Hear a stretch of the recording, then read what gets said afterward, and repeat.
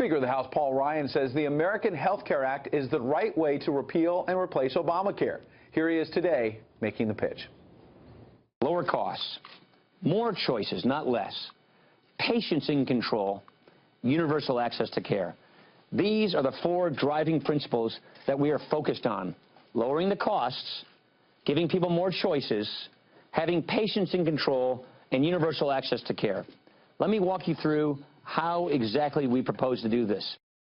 The Speaker insists he can get the bill through Congress, but apparently a lot of Republican senators did not get that memo. The biggest critic is Senator Rand Paul of Kentucky, who says the bill is dead on arrival and will destroy the party in 2020 if it's passed. Senator Paul joins us now. It's good to see you.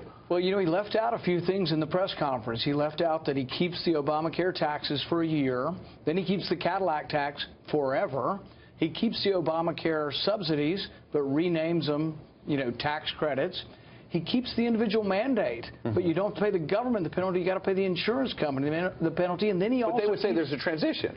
Well, no, I mean, but he's keeping aspects of Obamacare. That's the very definition of Obamacare Light. So it's not a full repeal, is your point? No, it's not. And about a year ago, we did. We voted unanimously a year ago. Why aren't we voting on what we voted a year ago? But I've spoken to House Republicans, and they told me to ask you this simple question.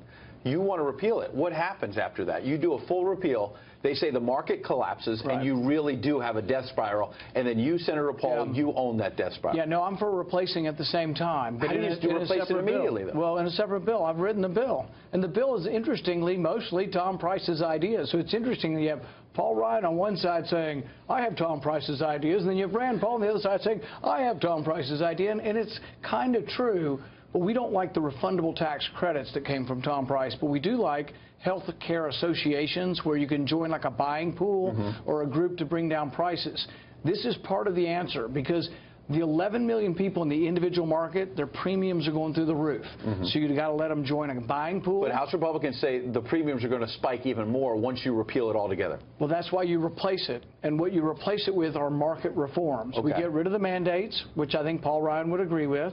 You expand health savings accounts, and then you expand health care associations. These associations are like co-ops or buying pools. All great ideas, but House Republicans also tell me that you can't get to 60 votes with that, so it's not going to go anywhere. You know, I can't be blamed if somebody won't vote for something. It's not a bad idea. But how do you bring Democrats in, is their point, to get to 60 votes? Well, we have to convince people that it's a good idea, and we bring it forward. But the problem is they've brought forward things that are very controversial and that conservatives don't like.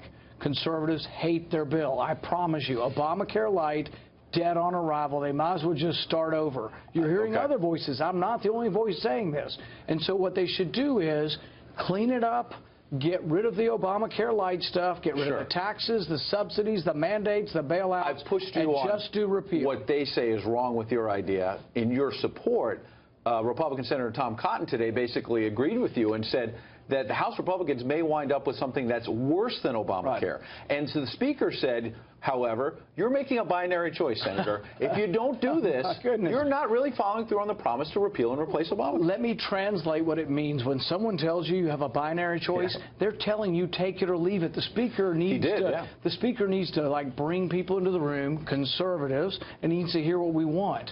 We are withholding our vote. This is a message for the Speaker. We are withholding our vote. We want a seat at the table, and it's not a binary choice.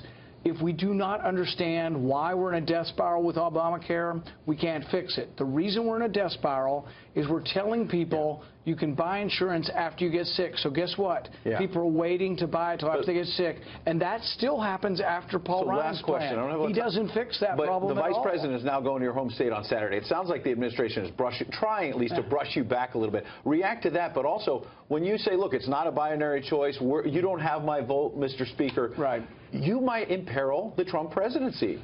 Well, no, not at all. Well, what if this all comes crashing down? I'm a big friend of the president. But this may come crashing down. And also, you won't meet anybody who dislikes Obamacare more than me. I'm a physician. I have lived Obamacare. It is a disaster. I have voted to repeal it, and I will vote again. But I will not vote for Obamacare Light stuck on the repeal bill. We're going to have to separate repeal from replace. We have disagreements, serious, fundamental policy disagreements with the Speaker. We're going to have to separate repeal from replacement, or the deal doesn't get done. Senator Paul making no bones about where he stands tonight. Thank you, sir. Yes, thanks.